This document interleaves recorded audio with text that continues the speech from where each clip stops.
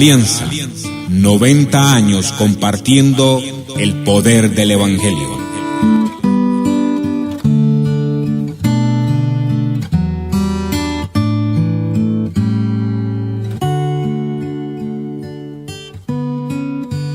Y no dejaban que comer en Israel ni ovejas, ni bueyes, ni asnos, porque subían ellos y sus ganados, y venían con sus tiendas en grande multitud como langostas. Ellos y sus camellos eran innumerables, así venían a la tierra para devastarla. De este modo empobrecía Israel en gran manera por causa de Madián, y los hijos de Israel clamaron a Jehová. Y cuando los hijos de Israel clamaron a Jehová a causa de los madianitas, Jehová envió a los hijos de Israel un varón profeta, el cual les dijo: así ha dicho Jehová, Dios de Israel: yo os hice salir de Egipto y os saqué de la casa de servidumbre. Os libré de mano de los egipcios y de mano de todos los que os afligieron, a los cuales eché de delante de vosotros, y os di su tierra. Y os dije: yo soy Jehová vuestro Dios. No temáis a los dioses de los amorreos, en cuya tierra habitáis, pero no habéis obedecido a mi voz. Y vino el ángel de Jehová y se sentó debajo de la encina que está en Ofra, la cual era de Joas Ebieserita, y su hijo Gedeón estaba sacudiendo el trigo en el lagar para esconderlo de los madianitas. Y el ángel de Jehová se le apareció y le dijo: Jehová está contigo, varón esforzado y valiente. Y Gedeón le respondió: Señor mío, si Jehová está con nosotros, ¿por qué nos ha sobrevenido todo esto? ¿Y dónde están todas sus maravillas que nuestros padres nos han contado, diciendo: ¿no nos sacó Jehová de Egipto? Y ahora Jehová nos ha desamparado y nos ha entregado en manos de madianitas. Y mirándole, Jehová le dijo: ve con esta tu fuerza y salvarás a Israel de la mano de los madianitas. ¿No te envío yo? Entonces le respondió: Señor mío, ¿con qué salvaré yo a Israel? He aquí que mi familia es pobre en Manasés, y yo el menor en la casa de mi padre. Amén.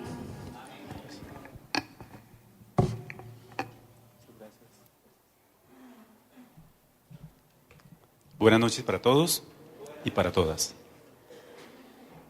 Es un privilegio muy grande estar frente a ustedes hoy y celebrando nuestros primeros 90 años. Seguramente Dios nos permitirá a nosotros y a nuestras descendencias celebrar muchos años más como Alianza Cristiana y Misionera Colombiana. Así que felicitaciones a cada uno de ustedes por ser aliancista. Muchas felicitaciones. Formamos parte de una maravillosa iglesia, una iglesia que Dios quiso que se estableciera en nuestro país para salvar a muchos compatriotas y para enseñar mucho acerca de orden, de administración, de sana doctrina y de otras muchas cosas bonitas. Entonces, felicitaciones a todos. Quiero felicitar al pastor Gustavo Figueroa, que está cumpliendo años hoy. Entonces, felicitaciones, pastor Gustavo. Un aplauso para él.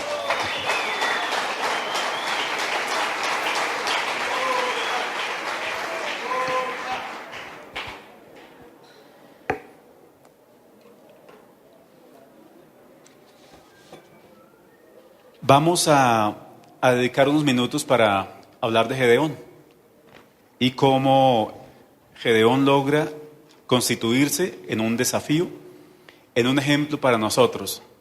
Aunque hace muchos años tuvo la oportunidad de afectar su historia, la historia de su pueblo, sin embargo, hoy, después de tanto tiempo, lo leemos y todavía nos desafía muchísimo.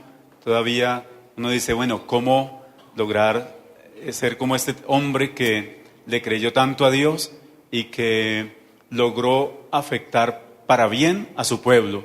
Tomar una situación tan crítica y convertirla, recibir a un pueblo en una crisis tan grande y sacarlo de la crisis y entregarlo prácticamente en una bonanza y bendición de Dios. Así que el tema que vamos a compartir en esta noche se llama Gedeón hace historia por su firmeza en la palabra de Dios. Y quiero decirles, está como fallándome ese sonido.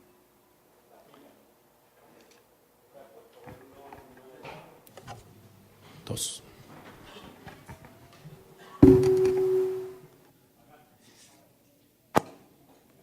Gracias. La época en que vivió Gedeón estuvo marcada por la invasión en diversas o en muchas oportunidades por los madianitas. Ellos no invadían el país por mucho tiempo, pero estaban constantemente yendo y viniendo. Aprovechaban la época de cosecha para venir al pueblo de Israel y invadir sus territorios, llevarse la producción de los obreros o de los granjeros, incluidas sus vacas, sus bueyes, sus asnos y todos sus sembrados. Así que los israelitas, dice el capítulo número 6 de Jueces, abrieron una puerta a causa de su pecado. Esta puerta la tomó Satanás como un derecho legal y usó muy bien ese derecho legal para traerles o causarles problemas a los hebreos.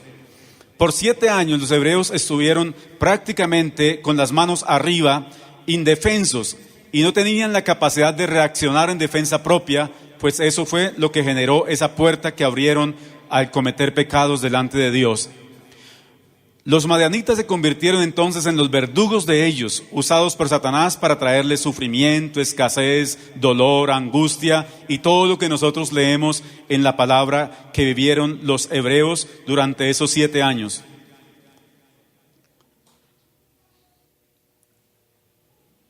Quiero comentarles acerca de ello en 6 puntos, hacia la carrerita, 6 aspectos importantes de la vida de Gedeón que le permitieron ser un hombre que se colocó en la galería de los héroes de la fe. 6 aspectos. El primero de ellos es que Gedeón estuvo inmerso en la crisis de su pueblo. De los versículos 1 al 6 encontramos a Gedeón como un hombre que forma parte de un pueblo que tuvo que agachar su cabeza y esperar que los enemigos suyos y de su pueblo vinieran para quitar sus bienes, para expropiarlos de sus bienes.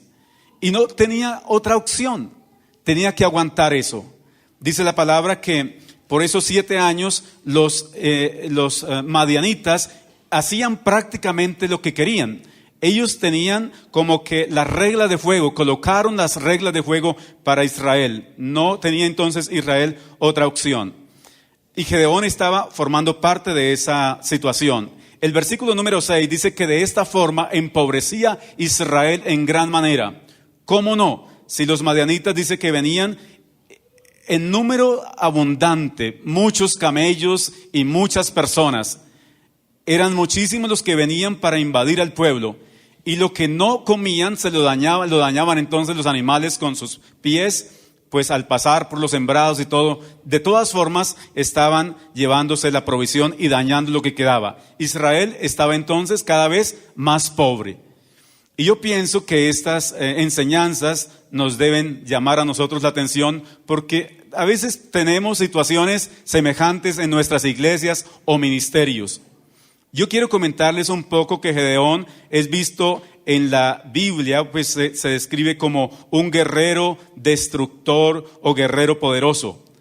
Fue un juez en Israel en la antigüedad. Fue hijo de Joás, Abieserita, de la tribu de Manasés. Y quería comentarles que era hijo de la tribu de Manasés para decirles que Manasés era hijo de José. Fue el primer hijo de José. Y seguramente lo veremos un poco más adelante, pero el primer hijo de José fue entonces de quien más tarde nació este hombre Gedeón. Y Manasés significa el que hace olvidar. Y estábamos argumentando nosotros acerca de ese que hace olvidar, que es Manasés, y nace en la época cuando José está en Egipto y le nacen 2 hijos. Uno es Manasés y el segundo es Benjamín. Pero Pero cuando Jacob coloca sus manos para bendecir a los dos hijos de José, que de alguna manera los hace parte de las tribus, usted cuando lee los nombres de las tribus encuentra a Manasés y a Benjamín, aunque no son hijos de Jacob. Pero Jacob coloca su mano derecha sobre Benjamín y su mano izquierda sobre Manasés. Y una curiosidad, me llamó la atención porque José, que ve bien, o sea, Jacob no ve bien, ya es un anciano, sus ojos ya prácticamente se han cerrado.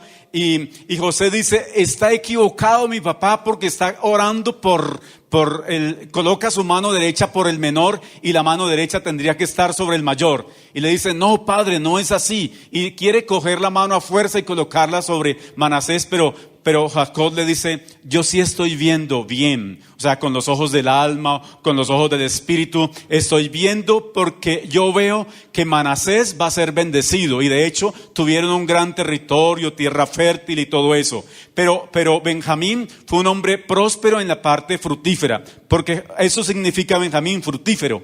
Y Manasés significa, les dije hace un momento, ¿qué significa? El que hace olvidar. O sea, el que hace olvidar el dolor, la angustia, pues que fue vendido, todo lo que sufrió José se olvidó cuando nace. Pero hay mucha gente que olvida la historia, que olvida el dolor, que olvida el sufrimiento, pero se quedan ahí. Entonces quería como comentarles un poco eso, que Benjamín de alguna forma viene para José y es un poco más trascendental. O sea, para decirles que Gedeón viene de muy abajo, viene de una familia que no es tan trascendental, pues comparado con la familia de Benjamín. Sin embargo, Gedeón logró constituirse en un hombre recursivo. En segundo lugar, Gedeón es un hombre recursivo. Los versículos 2, 11 y 12, porque el 2 dice que los madianitas venían constantemente y se apoderaban. Dice de la siguiente manera, y la mano de Madián prevalecía contra Israel, y los hijos de Israel, por causa de los madianitas, se hicieron cuevas en los montes y cavernas y lugares fortificados. Y el versículo número 11 y 12 dice así, y vino el ángel de Jehová y se sentó debajo de la encina que está en Ofra, la cual es de Joás Abieserita, y su hijo Gedeón estaba sacudiendo el trigo en el lagar para esconderlo de los madianitas. Y el ángel, por lo menos el 11, el 2 y el 11. Primero dice que ellos están escondidos en cuevas a causa de los madianitas. Y luego dice que Gedeón está sacudiendo el trigo para esconderlo. Gedeón solo conocía una forma de preservar la vida y sus bienes, escondiéndolo. Esa es la única manera. Y él adoptó esa forma por 7 años. Bueno, hay gente que dice esto aquí es muy difícil vivir porque hay mucha oposición, porque hay mucha brujería, porque hay mucha religión o porque hay muchas cosas. Dejemos esto acá mejor y nos vamos. Pero Gedeón no abandonó su tierra. Él descubre una forma de mantenerse como algo transitorio mientras que viene una respuesta de Dios. Yo quiero decir que en el ministerio vienen tiempos de desierto, tiempos difíciles en los que necesitamos ser recursivos. Esto de ser recursivos es muy posible porque hay colegas o pastores que están en lugares donde no hay a veces lo suficiente para sostenerse, no hay lo suficiente para pagar la nómina y las cosas que generan, los costos que se generan al tener una familia pastoral en ese lugar. Dice que Gedeón descubrió una forma de sostenerse mientras venía la plenitud de la bendición de Dios.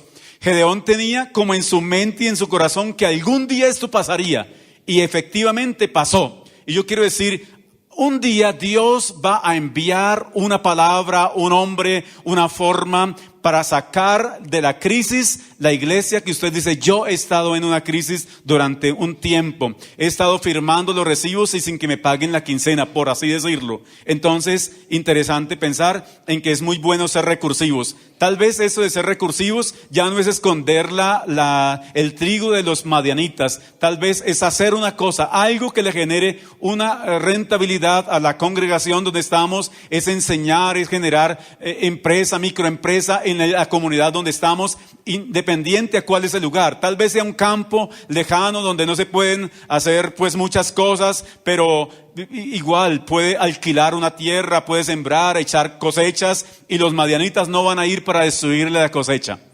Así que puede sembrar y podemos ser entonces recursivos como nos enseña en este caso Gedeón.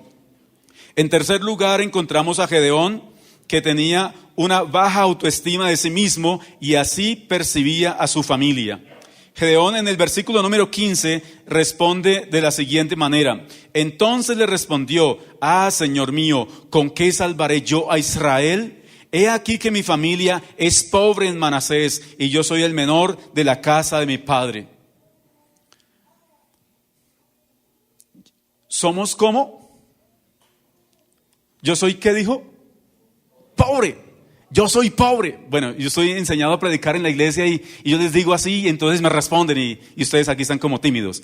Entonces, porque yo les doy alguna cosa de la que está en el texto. Entonces Gedeón dice: soy pobre y vivo en Manasés. Dice él: somos pobres, mi familia es pobre y vive en Manasés y yo soy el menor de la casa de mi padre. O sea, yo soy el menos indicado para hacer este trabajo, Señor. Tal vez haya otras personas que lo pueden hacer. Pero miren ustedes cómo es la mentalidad de Gedeón. Porque el lugar donde vivimos, las personas con las que hablamos, inciden mucho en lo que pensamos nosotros y cómo actuamos. Por eso es muy importante. Yo, cuando venimos a las actividades, yo le digo a los pastores que vienen de la iglesia donde trabajamos, servimos al Señor, yo le digo: ojo con los pasillos. Si ustedes se están probando los pasillos, cuando lleguemos a Neiva, entonces nos sentamos y hablamos. Ahora, no es para despedir a ninguno ni para nada, sino para decirle: pastor, usted fue y perdió la ida, porque estuvo en los pasillos argumentando, riéndose, contando chistes, a veces hasta chistes por ahí como con doble faz y todo eso. Yo digo, horrible, ¿no? Yo digo, entonces, tremendo, porque de esa forma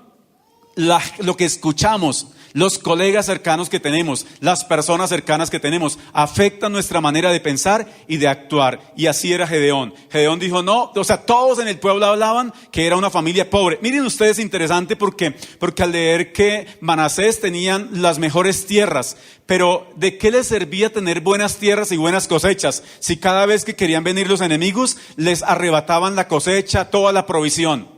A veces hay siervos a quienes Dios nos ha entregado buenos templos y aún hasta buenas congregaciones, pero el enemigo se ríe, el enemigo hace lo que quiere en esas cosas que el Señor nos ha entregado. No logramos como sobresalir, no logramos trascender con los recursos que Dios nos ha dado. Yo quiero que pensemos un poco que Gedeón tenía esa mentalidad. Y él dice: así es mi familia. También mi familia tiene el mismo problema. Son pobres y además yo soy el menor. Ustedes, pues como predicadores, saben que el hijo menor era el que pues no debería salir de su casa hasta que sus padres murieran, y luego sí tendría como el derecho pues de salir de su casa. Entonces dice, o sea, como que no hay opciones. Pero una cosa interesante es la mentalidad que él tiene de sí mismo y de su familia. Y yo no comparto tanto cuando se dice que tenemos pues una mentalidad de pobreza, porque muchos han logrado liberarse de esa mentalidad de pobreza aunque no tenga para la quincena.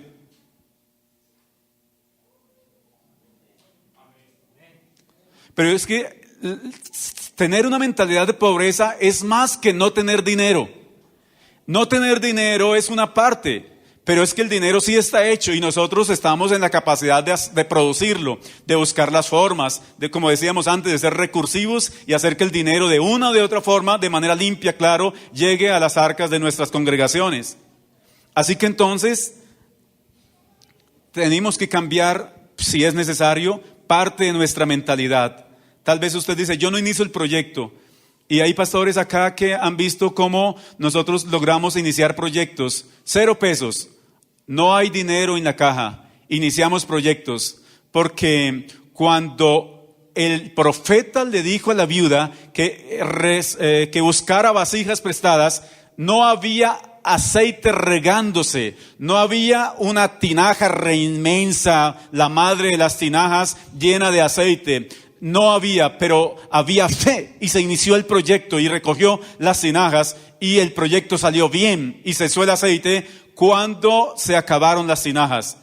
Por eso estoy diciendo que la mentalidad puede mucho. Y a veces hablamos con el otro colega que está también con una mentalidad de fracaso y dice, esto está muy complicado, cada vez más difícil, cada vez más complejo. Y esas palabras del colega nos van haciendo mucho daño también a nosotros, sin que tengamos que esconder la realidad. Es así, de la siguiente forma creo que se puede decir, tenemos dificultades, hay conflictos, hay problemas y hay también una escasez, pero nos vamos a levantar sobre eso y el Señor nos va a bendecir, Dios nos va a sacar de esto. Estoy empezando este proyecto, estoy empezando este otro proyecto, estamos evangelizando tal sector de la ciudad, del pueblo o del campo, estamos hablando con los vincarios del sector, vamos a estar orando por la roya para que no haya más roya, estamos orando para que la broca se acabe en los sectores cafeteros, estamos orando para que las enfermedades que le dan al ganado en los sectores ganaderos no afecten más al ganado. Entonces Dios va a comenzar a bendecir, Dios va a comenzar a traer la cosecha. Debe ser pues más o menos así como la mentalidad de una persona que trasciende. En cuarto lugar, Gedeón entró en la óptica de Dios como consecuencia de la oración. Es interesante, y eso lo encontramos en los versículos 11 al 14, es interesante que la persona que Dios escoge para responder a la oración de los hijos de Israel no cumplía con el perfil que la crisis requería, pues él era un hombre atemorizado por sus verdugos, que vivía escondido y su familia vivía en Manasés. ¿Qué tipo de persona necesitaba Israel para liberarse de la crisis por la que pasaba? Obviamente una persona que tuviera recursos, que tuviera tal vez un ejército o que tuviera conocimientos de cómo hacer una guerra. Este señor ni tiene conocimientos, ni tiene ejército, ni tiene las ganas pues para ir. Además tiene una mentalidad muy negativa con respecto a sí mismo. Si no es capaz de defender sus productos dejándolos en su casa sin esconderlos en cuevas, mucho menos será capaz de tomar una espada para enfrentar al enemigo. Pero así es Dios. Dios decide que el hombre que va a liberar a Israel de la mano de los madianitas es este. Porque no depende de lo que hagamos nosotros, depende de lo que Dios haga a través nuestro. Amén.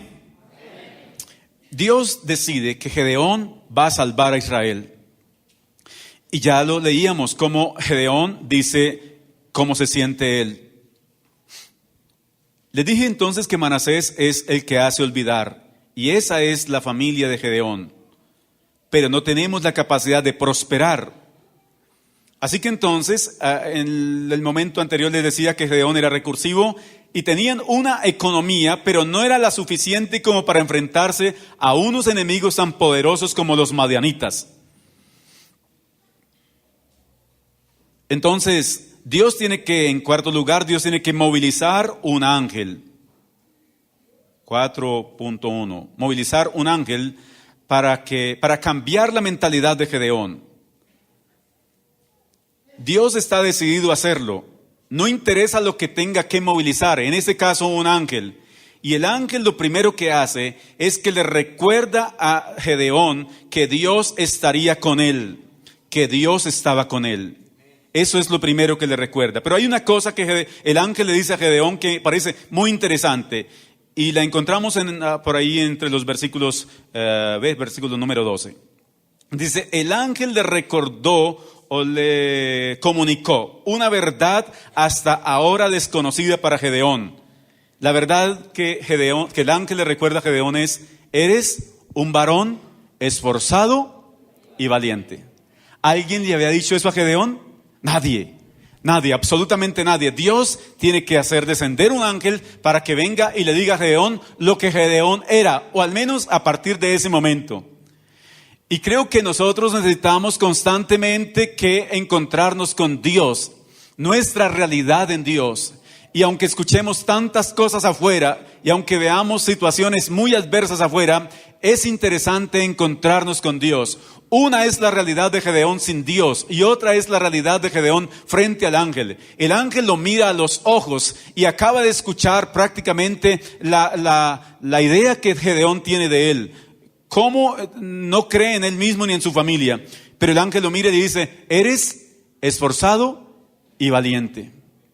O sea, independiente a que estés en esta crisis, independiente a que no tengas dinero, independiente a que el enemigo te haya humillado por 7 años, eso no cambia. Eso no dice que eres cobarde. Eso no dice que no puedes. Eso lo que dice es que llega un momento especial en el cual Dios actúa, y cuando seguimos como la dirección de Dios, cuando seguimos lo que Dios dice que hagamos y cómo y cuándo Dios dice que lo hagamos, entonces ahí se cumple la palabra. Eres esforzado y valiente. Pienso que el ángel está intentando convencer a Gedeón que Dios no lo llamó por casualidad, que Dios lo tiene seleccionado, que no es un fracaso, Dios no se equivoca. Y podríamos pensar igual nosotros hoy. Dios nos colocó en el lugar donde estamos. Ese es el lugar preciso para cada uno de nosotros. Y no nos colocó allá por casualidad, por mucho desempleo o por otras razones. Dios nos colocó porque tenía algo para hacer a través nuestro. Gedeón fue entendiendo eso poquito a poquito, 7 años de crisis. ¿Por qué Dios me estará encaminando así? ¿Por qué Dios me colocó los ojos? ¿Por qué Dios me está diciendo todo esto? Entiende que Él va a hacer algo y comienza a preguntarle a Dios, lo veremos luego.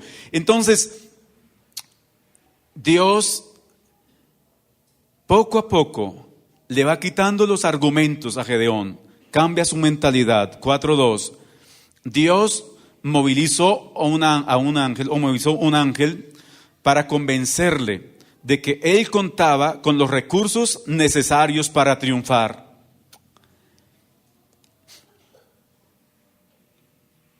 Y en las épocas electorales, los alcaldes o candidatos a la alcaldía, gobernadores, en los diferentes lugares, los señores que van al consejo y los diferentes candidatos a los cargos públicos quieren ir a las iglesias o van mejor a las iglesias, y hay pastores que les dan el púlpito para que den ahí su discurso, porque les dicen que yo sí le voy a hacer este templo y que yo sí le voy a cambiar todas las sillas y que yo sí, pero ellos nada. Ellos hacen lo mismo que han hecho siempre. No les interesa la iglesia sino como un potencial electoral. Pero acá Dios le dice a Gedeón: cuentas con los recursos necesarios para triunfar. Saben, pastores y pastoras, cuando Dios llama a un hombre, Dios lo llamó a usted. Mire a su vecino, a ver, mírelo. Dígale: Dios te llamó y te dio los recursos necesarios para triunfar. A veces creemos que Dios nos llamó para que estemos ocupando un espacio por un tiempo, y eso es.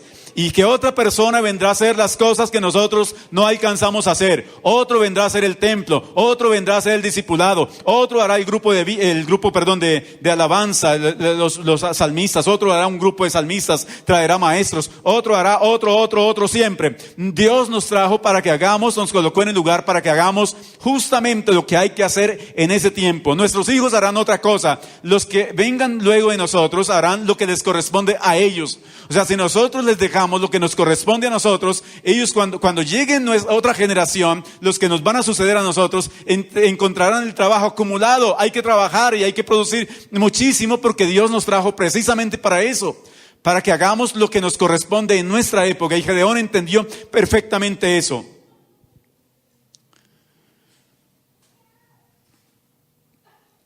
Dios moviliza a un ángel y le dice: tienes los recursos. ¿Cuáles eran los recursos?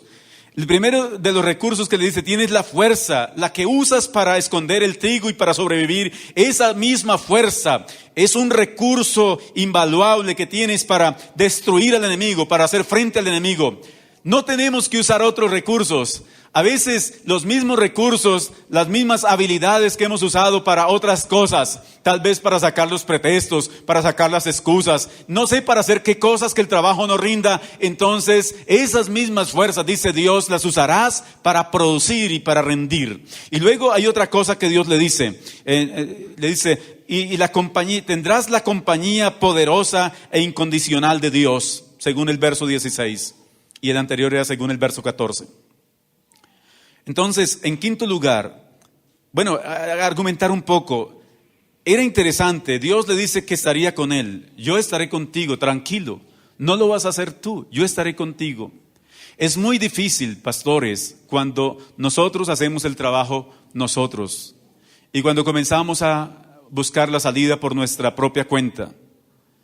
Nosotros hemos tenido la oportunidad de pastorear en la Alianza por 28 años. Y pastorearemos en la Alianza hasta que el Señor envíe por nosotros. Hay muchos lugares que suenan y que brillan aparentemente con luz propia, pero no nos mueven estaremos en la alianza hasta que el Señor decida venir por nosotros. La alianza es una bendición muy grande. Yo llegué a la alianza hace pues ya unos años, casi 30 años. No sabía nada de la Biblia realmente, pero por ahí nos encontramos con el pastor Jairo Pulgarín. Él es mi mentor, me enseñó a hacer los primeros bosquejos. Me hizo sudar cuando me puso a predicar la primera vez y estuvo grabando mi sermón. Entonces yo decía, no puede ser tan injusto, ¿cierto? Que él que sabe tanto me ponga y grabe mi sermón para después sentarse a decirme, esto no es bien. Y él no tenía muy buena forma, pues era como un poco militar. Y decía, eso no tenía que decirlo, eso tampoco, eso no. Y no, ¿cierto? Pero qué buen mentoreo que me hizo. Y gracias, Pastor Jairo. Gracias. 5. Entonces Gedeón fue responsable con la palabra recibida. Verso número 17. Gedeón recibe una palabra de Dios. ¿Qué hizo con la palabra? Es interesante notar porque en nuestra época a veces se da mucho las emociones. Las emociones nos mueven para arriba y para abajo. Y entonces cuando escuchamos una palabra, ni siquiera a veces es palabra de Dios. Alguien dijo, yo soñé tal cosa. Y en las iglesias se despiertan muchas hermanas que sueñan, sin decir que Dios no hable a través de los sueños. Entonces la hermanita dijo una cosa, inmediatamente hay quienes arrancan por ese camino. Y luego por allá más adelante otra hermana dijo otra cosa y el pastor arranca por ese camino. Ojo con eso, porque vamos a mirar cómo Gedeón logra ser un hombre responsable. Una persona responsable no se apresura para hacer o tomar determinaciones con base a lo que alguien le dice así de un momento para otro. Espera confirmar, espera que Dios le hable y le hable otra vez a él mismo, que Dios no demande mensajes con ninguno, porque Dios puede hablarle a uno mismo. ¿Hay alguien que cree eso o no lo creen? Dios no necesita mensajeros, a menos que el pastor esté muy cerrado, pues, muy involucrado en el pecado y Dios no le puede hablar, entonces tenga que mandarle razón a través de alguien, pastor, pero Dios le puede hablar a usted. Entonces Dios le habla a Gedeón y Gedeón escucha la palabra de Dios, pero Gedeón dice, yo no puedo actuar irresponsablemente, porque este pueblo está en una crisis muy grande y si actúo irresponsablemente a la ligera, es muy posible que esto lleve a una crisis mayor aún, porque la gente ahora no cree en su gobierno, no creen sus líderes porque estamos humillados por los enemigos, pero si ahora también falla la palabra de Dios que supuestamente escuché, entonces ¿en quién van a confiar ellos ahora? Entonces busca la forma de estar tan seguro. Gedeón confirmó 5:1, Gedeón confirmó la palabra recibida de Dios. Pide sí 3 señales. La primera señal, ustedes la encuentran en el verso número 21. Él le dice al ángel, te ruego que me esperes, no te vayas, espérame. Y él corre inmediatamente, sacrifica un corderito y lleva el cordero con panes y levadura y el caldo donde cocinó el cordero. Y el ángel le dice, coloca la carne del cordero y los panes sin levadura allá en la peña. Y coloca y vierte el caldo sobre la carne y los panes sin levadura. Y dice que él extendió el báculo, el ángel extiende el báculo y tocó con la punta del báculo la carne y los panes. Inmediatamente brotó fuego de la peña y consumió los panes. Impresionante eso. Yo digo, impresionante cómo este hombre que toda la vida ha estado atemorizado, que ha estado pues como que no ha visto la manifestación de la gloria de Dios, pero ahora ve que de manera milagrosa y sale el fuego y se consume eso. Dice, impresionante, Dios sí me está hablando. O sea, cómo comienza a probar la palabra de Dios y Dios no se enoja cuando probamos su palabra, porque la probamos con la palabra de Dios. Nos aseguramos y Dios dice, qué bueno, es muy responsable esa sierva que tengo allá, ese hombre que tengo allá es muy responsable, no anda por ahí mirando a ver quién le endulza el oído. Y luego hay otra señal que él pide y es la del vellón mojado, lo encuentra en los versículos 36 al 38.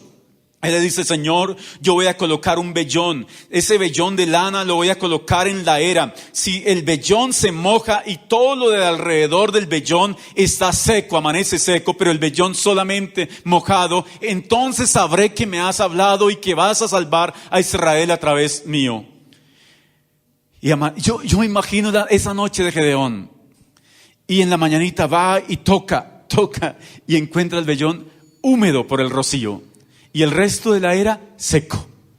Dice, Dios me habló, sí, Dios me habló. Pero más adelante dice, yo quiero estar más seguro todavía, muy seguro. Quiero no fallar en lo que voy a hacer. Y entonces le dice a Dios, Dios, te voy a hablar otra vez, no te vayas a enojar, pero yo quiero colocar el vellón otra vez en el mismo lugar. Y ahora hagamos lo contrario, que todo lo demás esté mojado, pero que el vellón no esté mojado.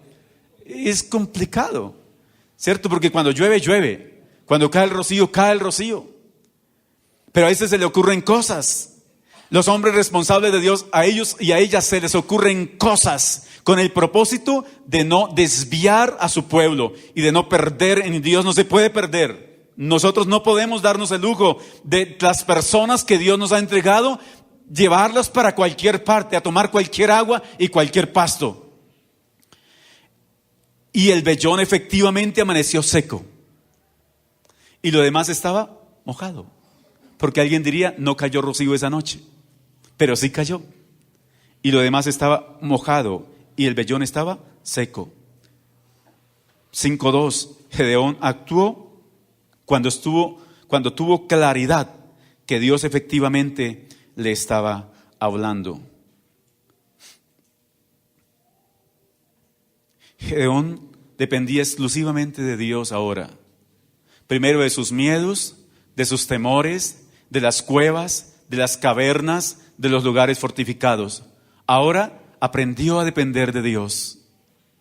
Pienso que tenemos épocas en la vida ministerial en la que dependemos a veces muchísimo de lo que nos diga el internet, de lo que nos diga la radio, la televisión, de lo que nos diga Enlace, de lo que diga el predicador de turno. De hecho, la Alianza ahora casi no está moviendo predicadores. Y nosotros les decimos, bueno, al menos en la región, le decimos a los pastores, no invite predicadores si no se comunica primero con la oficina regional.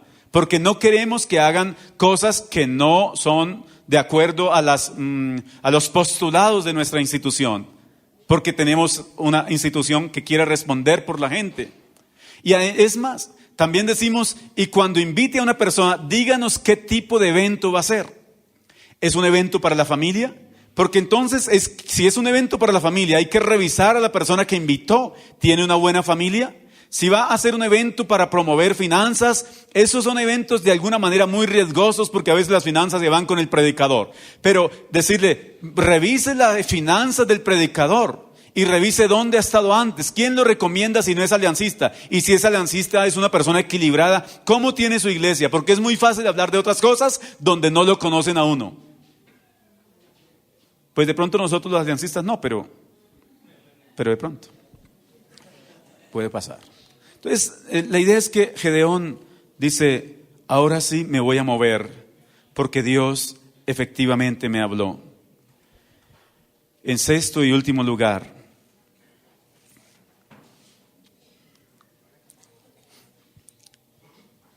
Gedeón, con su obediencia a la palabra de Dios, ingresó a la galería de los héroes de la fe. Tenemos un énfasis este tiempo en la iglesia, donde por la gracia de Dios estamos ministrando, y se llama así, los héroes de la fe. Y estamos mirando cómo Dios usó personajes muy importantes, pero de alguna manera los tomó 0 kilómetros para hacer la obra. Y los presentamos a la iglesia, cómo esos hombres llegaron a ser tan grandes, tan importantes por la intervención de Dios en sus vidas. Pero Gedeón llegó a formar parte de los hombres, de los héroes de la fe, porque hizo algunas cosas. ¿Qué cosas hizo Gedeón? Así rápidamente, porque supo escuchar a Dios. Dios se convirtió entonces para él como en su amigo, en su confidente. Se hablaban así como cara a cara. Él tenía sus inquietudes, Dios se las respondía. Cuando Gedeón va para derrotar finalmente a los madianitas, Dios le dice, no lleves todo ese pueblo como 32,000, se devuelven 22,000 y se quedan 10,000. Dios le dice, todavía es mucho pueblo para que liberes a Israel. Y es posible que Israel diga, fue mi mano la que nos liberó, no fue Dios, fue nuestra propia mano. Entonces Dios finalmente le dice, llévenlos a las aguas y allí te diré los que van a ir. Y recuérdenlo ustedes bien, le dice, los que laman el agua como los perros, los que tomen agua como los perros. así lambidito. Ellos son los que van a la guerra. 9,700 se devolvieron y solamente 300 fueron. Pero Dios le dice luego de un temor de Gedeón, le dice: ve y escucha el comentario que hay en el campamento de Madián. Y Gedeón descendió con uno de sus siervos y escucha el comentario que hay en el campamento de Madián. Y el comentario que hay en el campamento de Madián es que uno dice: yo soñé una cosa interesantísima anoche y se la voy a contar. Y el otro le dice: pues cuénteme a ver. Y le dice: yo soñé que del campamento de Israel rodaba un pan de cebada, o sea, de lo más económico, de lo más barato, de lo más insignificante, rodaba contra la tienda de Madián y le daba tan duro que la destruyó la tienda. Y el otro le dice: eso no es otra cosa que la espada de Gedeón que viene contra nosotros. Y cuando Gedeón escuchó eso, inmediatamente dice: Dios otra vez me confirmó que me los entregó en las manos. Y Dios le dice: te los he entregado en las manos. Y Gedeón va para hacer lo que Dios le dice. Así que Gedeón aprende a escucharle a Dios. Es muy importante que los pastores bajemos los diseños de Dios para las congregaciones. Cuando las cosas no se nos dan, ese diseño de quién era de la esposa del pastor, era de los hijos del pastor, era de los diáconos de la iglesia, o ese diseño era del pastor mismo, o ese diseño era de Dios. Cuando el diseño es de Dios, generalmente se ven resultados. Así que la otra cosa que hace Gedeón, por la cual entra en la galería de los héroes de la fe, es porque confió y utilizó los métodos de Dios que Dios le indicó. O sea, bajó los diseños. Y a mí me encanta hablar de los diseños de Dios. Cómo bajar los diseños que están en el cielo. Dios tiene en el cielo unos diseños para desarrollar el trabajo en la iglesia. Y no necesariamente hay que buscarlos en la televisión a través de los canales cristianos, porque a ellos Dios les ha dado unos métodos, pero a nosotros Dios nos dio unos métodos y nos va muy bien con los métodos que Dios nos dio. Solo si somos juiciosos, organizados, los colocamos muy en práctica, Dios nos bendice, nos prospera con esos métodos. La tercera cosa que según este bosquejo hizo Gedeón para entrar en esa galería fue porque obedeció cuidadosamente lo que Dios le ordenaba. Cuidadosamente, pendiente de cada detalle. Lleva trompetas, lleva esto, lleva aquello, no levantes la espada. Y así todo lo hizo Gedeón como Dios le dijo. Y por eso le funcionó. Cuatro. Porque no se resistió al llamado de Dios, al llamado que Dios le hizo para liberar al pueblo de Israel, o a su pueblo. Y quinto, y en esto quiero detenerme solo un momento, es porque se enfocó en agradar o engrandecer a Dios con todo lo que hacía. No le importó la gloria. Y es triste cuando nosotros queremos es que nos feliciten a nosotros. Si nos dan la palmadita en la espalda, entonces como que nos colocamos incómodos. Cuando alguien nos llama nos llama la atención, no queremos porque, bueno, es que yo ya soy, es que yo ya tengo, es que yo ya, ¿cierto? Entonces es difícil por ese lado.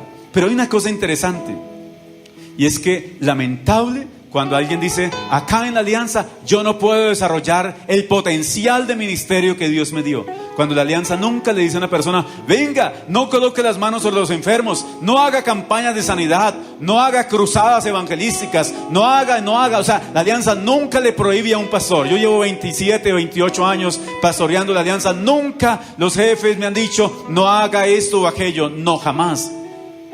Claro, si escuchan que uno está por ahí haciendo cosas que no debe hacer, ahí sí pues, pero ya, con razón, para eso están puestos ahí. ¿Saben? Usted en alianza puede tener una iglesia de 1,000, de 2,000, de 3,000, de 5,000. Puede comprar toda la manzana, la cuadra si el Señor le provee, y nunca le dirán: ¿por qué compró tanto? ¿Y qué piensa hacer con eso que compró? No lo dejamos comprar más. Su ministerio no tendrá límites. No tendrá límites. Esa es uno de los argumentos de la gente que le gusta pescar en acuario. Llevarse a las personas que le ven un perfil ministerial para que les sirvan allá los intereses de ellos. Pero la persona que decide irse de una institución como esta siempre estará bajo otras orientaciones. Yo no sé si mejores. Cabe mucho, pues, como la duda. Porque alguien mejor no le diría: usted es aliancista, camine conmigo. No, alguien mejor le diría, si es aliancista, Dios lo va a bendecir ahí. Quédese ahí, porque Dios lo va a bendecir ahí.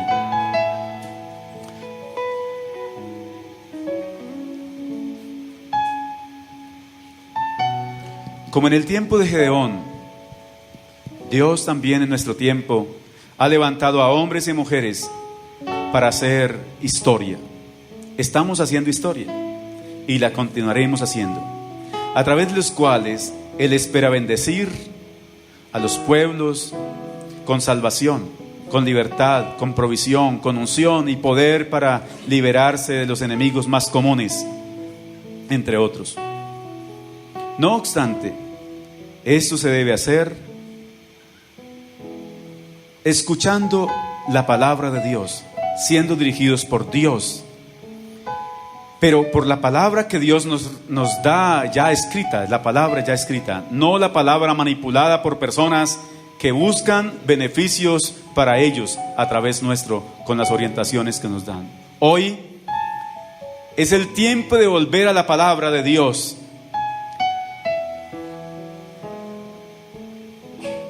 Y que esta sea la única que nos dirige para cumplir el propósito de Dios en nuestra amada Colombia. Nosotros tenemos un país muy necesitado.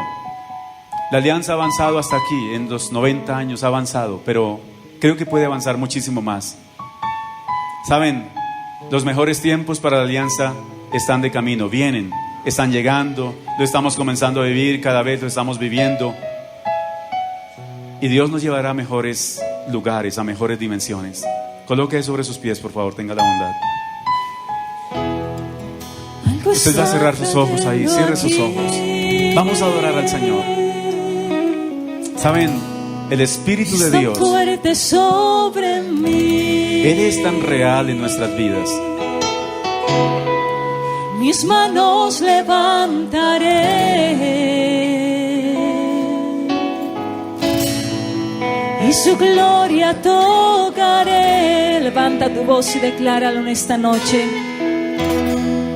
Algo está cayendo aquí,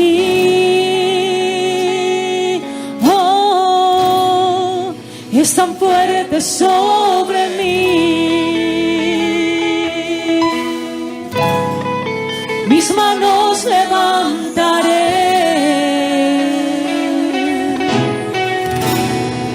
y su gloria tocaré. Ahora dilo. Está cayendo su gloria sobre mí.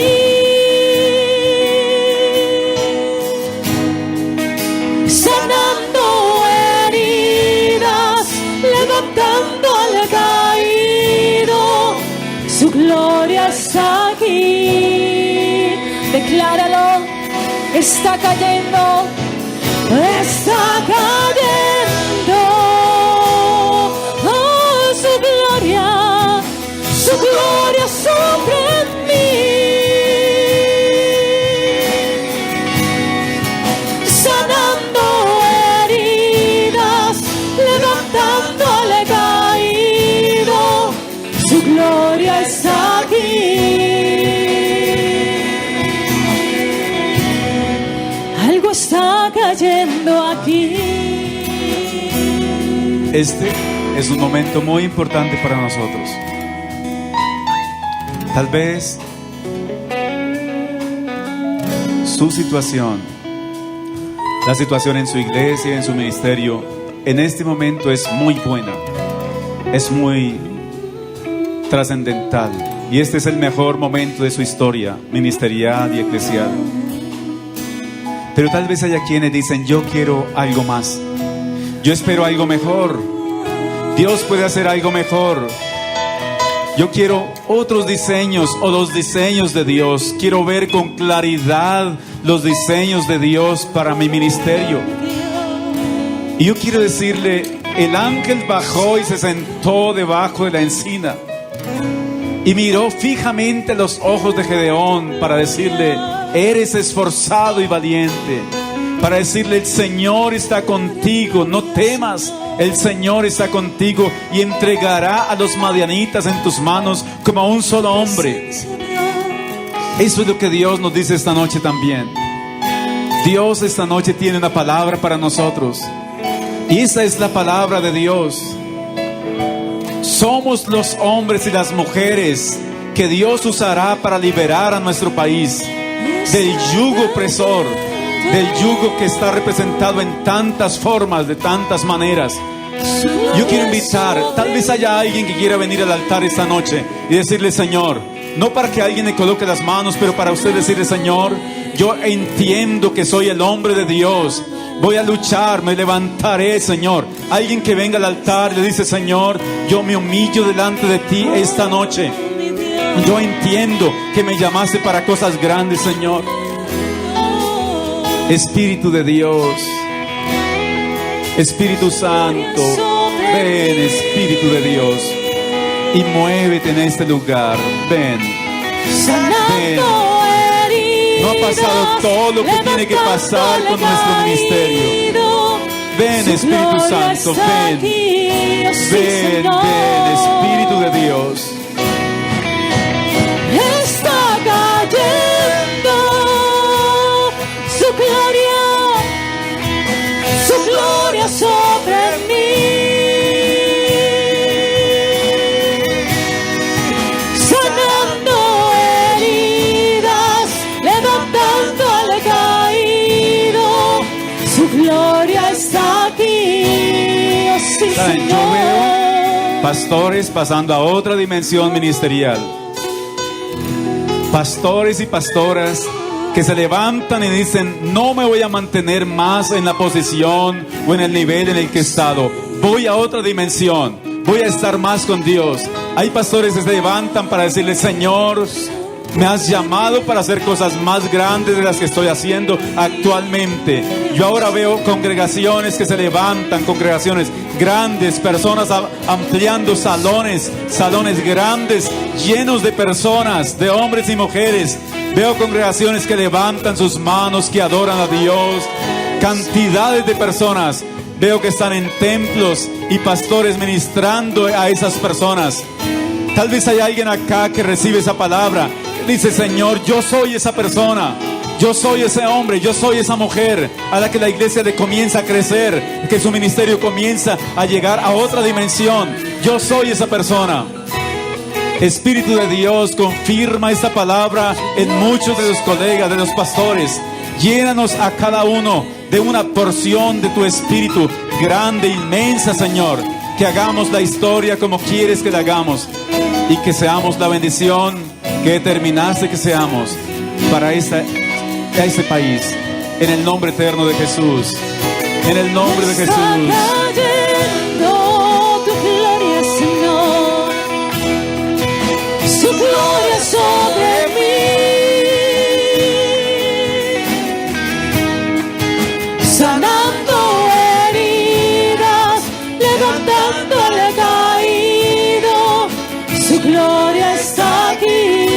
Decláralo: está cayendo su gloria, está cayendo.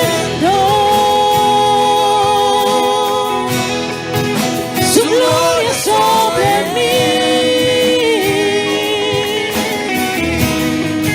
sanando heridas, levantando al caído, su gloria está aquí.